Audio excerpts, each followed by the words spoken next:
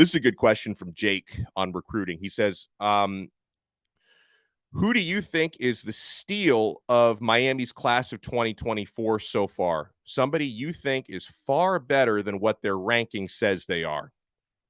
I can give you a few, but I'll give you my top guy who I think is going to end up being the steal of this class, and that's Judd Anderson, the quarterback. Now, I'm not saying he's the best quarterback in the class. I'm not saying he should be a 5-star when he's a 3-star, but I am saying Judd is criminally disrespected. Nobody's talking about this guy, despite him being a 6'7" quarterback with a really strong arm, right? Where, kind of if you just go by physical characteristics, there's a comp to be made between him and Justin Herbert. Now, one of the reasons why Judd is so, disrespected is as far as the touchdown interception ratio last year as a junior in high school, it wasn't good. So, he's got to put up better numbers this year in high school, I guess, to be more respected. But I think another reason why Judd is criminally disrespected is a lot of it has to do with him committing to Miami so early, and he completely shut his recruitment down, right? He doesn't talk to other schools. He doesn't visit other schools.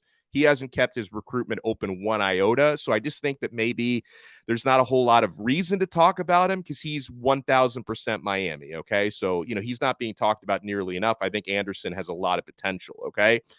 So that's my number one.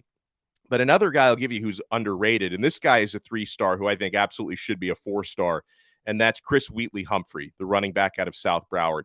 You cannot teach his speed, and he's not even purely just a speed guy because Hellcat likes to run between the tackles as well, and he's better at it than you think. Like, he's not just strictly, a guy in space, third down back. You can't teach his speed, but he also has really good instincts for the position. And another one I'll give you, I think is really underrated, is Deryc Plazz, the 3-star O-lineman out of Jacksonville that Miami just landed last week. And a lot of this, as we talked about with Brian Smith the other day, is that Jacksonville is the most under-recruited and under-scouted metropolitan area in Florida. If this guy lived in Dade, Broward, Orlando, or Tampa, he would be a 4-star. I think Deryc Plazz is that good, and he's underrated.